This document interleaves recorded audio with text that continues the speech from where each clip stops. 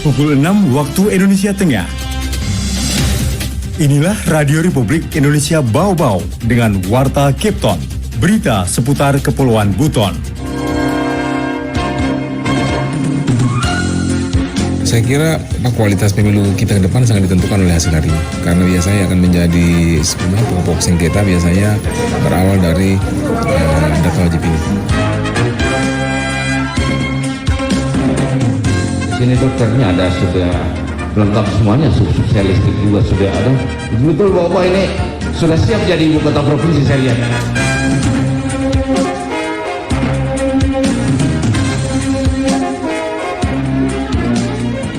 Selamat pagi dari Bukit Waluyo Indah, kami sampaikan pokok-pokok berita. Kediaman Wali Kota Bau-Bau Lode Ahmad Muniansyah menjadi sasaran pertama coklit data pemilih untuk pemilu 2024. ID wilayah Sulawesi Tenggara menilai Kota Bau-Bau sudah harus memiliki rumah sakit TPB.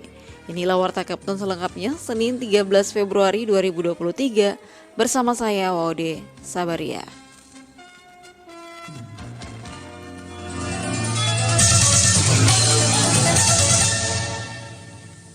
Baik mendengar, kita ke berita yang pertama. Kediaman Wali Kota Bau-Bau Lode Ahmad Muniansyah menjadi sasaran pertama coklit data pemilih untuk pemilu 2024.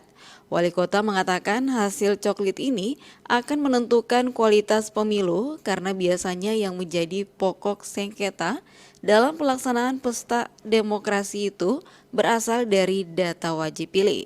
Mengenai hal itu, Afriansa melaporkan. Saya kira kualitas pemilu kita ke depan sangat ditentukan oleh hasil hari ini. Karena biasanya akan menjadi pokok sengketa biasanya berawal dari data wajib pilih. Komisi Pemilihan Umum KPU Kota Bau-Bau melalui Panitia Pemutakhiran Data Pemilih atau Pantarli mengawali kegiatan pencocokan dan penelitian atau coklit data pemilih untuk pemilu 2024 dengan mendatangi kediaman Wali Kota Bau-Bau Lode Ahmad Muniansyah. Wali Kota Lode Ahmad Muniansyah menjadi sasaran coklit perdana di Bau-Bau. Kepada petugas Pantarli, Wali Kota menunjukkan KTP dan kartu keluarga yang kemudian diverifikasi.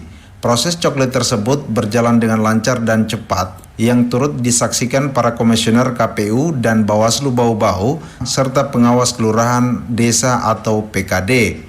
Usai proses coklit, petugas Pantarli kemudian menempelkan stiker tepat di pintu utama rumah pribadi Wali Kota sebagai tanda bahwa telah dilakukan coklit pemilu 2024. Menurut Wali Kota Bau-Bau Ahmad Muniansyah, hasil coklit ini akan menentukan kualitas pemilu karena biasanya yang menjadi pokok sengketa dalam pesta demokrasi berasal dari data wajib pilih.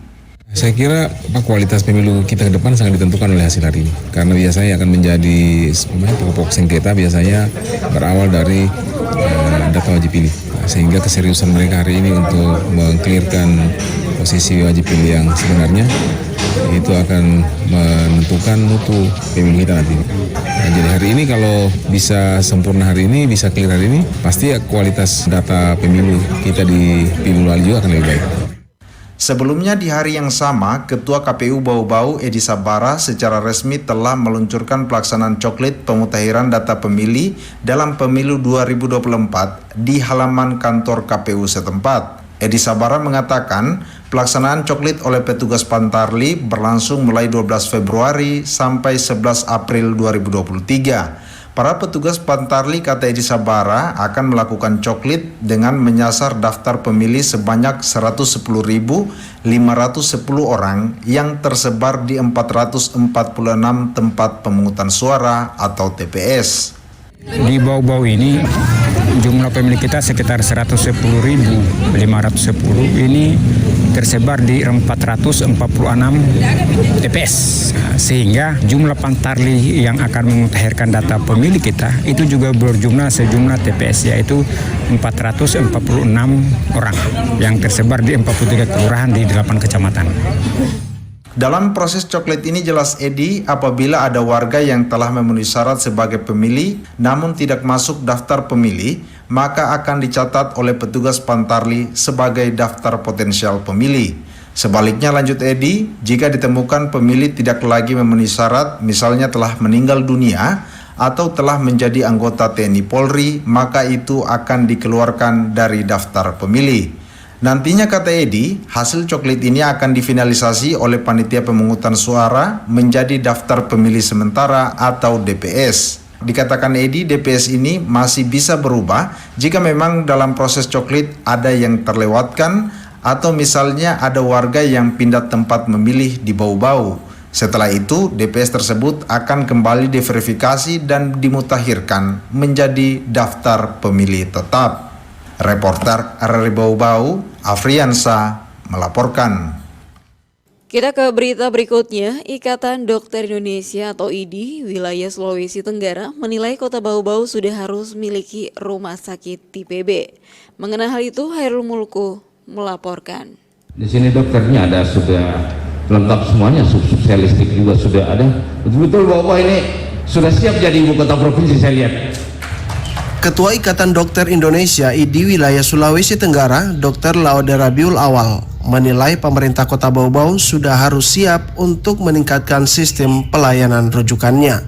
Pria yang akrab disapa dengan Dr. Wayong ini menilai sebaiknya Kota Bau-Bau sudah harus memiliki rumah sakit dengan tipe B. Dengan adanya rumah sakit tipe B, maka kapasitas pelayanan lebih besar lagi, teknologinya juga lebih tinggi sehingga masyarakat di wilayah Kepulauan Buton tidak harus rujuk berobat jauh-jauh ke Kendari maupun ke Makassar dengan mengeluarkan biaya yang lebih banyak. Hal itu diungkapkan Dr. Wayong usai melantik pengurus IDI Kota Bau-Bau periode 2022-2025 di Bau-Bau kemarin.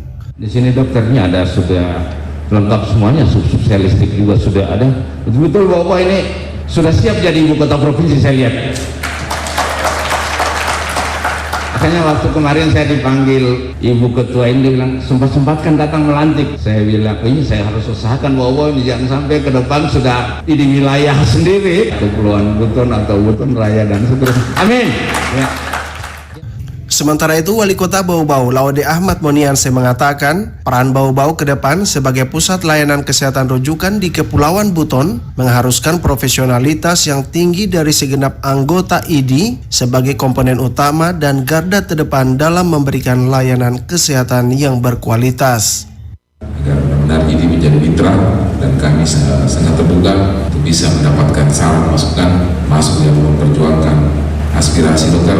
Saya hanya mau mendengar dari satu sumber, yaitu IDI. Apalagi berkaitan langsung dengan upaya pembangunan kesehatan di kota kita. Mudah-mudahan rekomendasi rapat kerja kali ini ada kaitannya dengan apa yang akan menjadi kebijakan lanjut dari pemerintah kita. Ya, silakan disampaikan. Dikutip dari layanan JKN Mobile, di Kota Bau-Bau terdapat 3 rumah sakit yang telah bekerja sama dengan BPJS Kesehatan. Masing-masing rumah sakit umum daerah RSUD Kota Bau-Bau dengan status tipe C, Siloam Hospitals Buton, rumah sakit swasta setara tipe C, dan rumah sakit umum Fagausada dengan tipe D. Reporter RRI Bau-Bau, Hairul Mulku melaporkan. Anda sedang mendengarkan Warta Kepton, berita seputar Kepulauan Buton. Baik pendengar, kita ke berita selanjutnya. SKIPM menyatakan ikan di Bau-Bau bebas dari penyakit ikan karantina maupun bahan berbahaya jenis formalin. Meski begitu, pedagang ikan diminta tingkatkan kebersihan atau sanitasi untuk menjaga kualitas biota laut tetap sehat hingga ke tangan konsumen. Mengenai hal itu, selengkapnya Oda Nurliani melaporkan. Hasil intensifikasi dan pengawasan mutu hasil perikanan domestik oleh Stasiun Karantina Ikan Pengendalian Mutu dan Keamanan Hasil Perikanan atau SKIPM Bau-Bau di sejumlah pasar tradisional di Kota Bau-Bau dan Buton secara terjadwal belum ditemukan ikan mengandung formalin maupun penyakit ikan karantina seperti kandungan virus maupun jamur pada ikan. Sayangnya sanitasi pasar ikan di Bau-Bau masih cukup rendah berdasarkan pemeriksaan kandungan angka lempeng total atau ALT yang melebihi ambang batas. Kepala SKIPM Bau-Bau Bau Yuni Irawati Wijaya mengatakan keberadaan ALT pada ikan mengindikasikan sanitasi atau kebersihan sarana dan prasarana pasar yang rendah. Hal itu membutuhkan kesadaran para pedagang ikan serta pemerintah daerah setempat. Pada dasarnya, kata Yuni, ikan mengandung ALT tidak berdampak pada kesehatan, namun kandungan gizi ikan tersebut cenderung berkurang.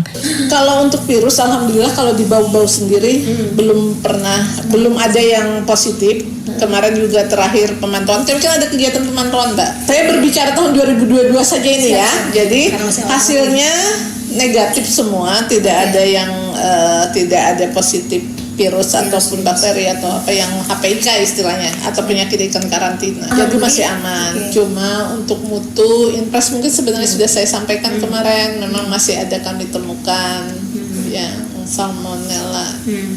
Lanjut Yuni menarikkan tanpa alas dapat menyebabkan ikan mudah kemasukan bakteri yang sangat berbahaya untuk dikonsumsi. Begitupun saat berjualan, sangat tidak direkomendasikan menaruh ikan di bawah wadah berkarat. Ia menilai kualitas ikan di Kepulauan Buton sangat bagus dan berkualitas ekspor, begitupun dengan perairannya. Untuk itu diharapkan para pedagang ikan memanfaatkan potensi tersebut dengan menjual ikan berkualitas dan higienis dengan memperhatikan kebersihan atau sanitasi sarana dan prasarananya termasuk lingkungan. Sejak tahun 2020 hingga 2022, SKIPM Bau-Bau belum menemukan produk perikanan di wilayah kerjanya mengandung formalin. Untuk memastikannya kembali, rencananya Maret mendatang pihaknya akan kembali melakukan uji sampel ikan di beberapa pasar di wilayah kerjanya dengan melibatkan instansi teknis lainnya seperti Dinas Kelautan dan Perikanan, Dinas Perdagangan, serta Lokapom setempat. Wade Nurliani, Raporteri Bau-Bau, melaporkan. Baik pendengar, kita ke berita yang terakhir. Direktorat Lalu Lintas Kepolisian Daerah Sulawesi Tenggara menginisiasi program Polantas Peduli Yatim Piatu, khususnya bagi anak-anak yang orang tuanya meninggal dunia akibat kecelakaan lalu lintas. Direktur Lalu Lintas Dirlantas Polda Sultra, Komisaris Besar Polisi Kombes Pol Zainal Rio Chandra Tangkari mengatakan program tersebut digagas sebagai bentuk kepedulian personil Polri khususnya yang bertugas di Lantas Polda Sultra. Mantan Kapolres Bau-Bau ini mengharapkan program Polantas Peduli Yatim Piatu menjadi jawaban untuk membantu mengurangi beban yang selama ini dialami para anak yatim, piatu dan yatim piatu yang turut menjadi korban karena orang tuanya meninggal dunia akibat kecelakaan lalu lintas. Rio juga menambahkan berdasarkan data yang diperoleh dalam 5 tahun terakhir telah terjadi 5.142 kasus kecelakaan lalu lintas dan terdapat 89 anak yang menjadi yatim, piatu dan yatim piatu. Direktorat Lalu Lintas Kepolisian Daerah telah melaksanakan peluncuran program tersebut bersama Satuan Lalu Lintas di Polres dan Polresta jajaran se-Sulawesi Tenggara. Pada peluncuran tersebut, Rio mendatangi langsung 2 rumah yang merupakan tempat tinggal 3 anak yatim yang menjadi anak asuh dari Dirlantas Polda Sultra serta memberikan bantuan kemanusiaan untuk keluarga yang orang tuanya meninggal dunia.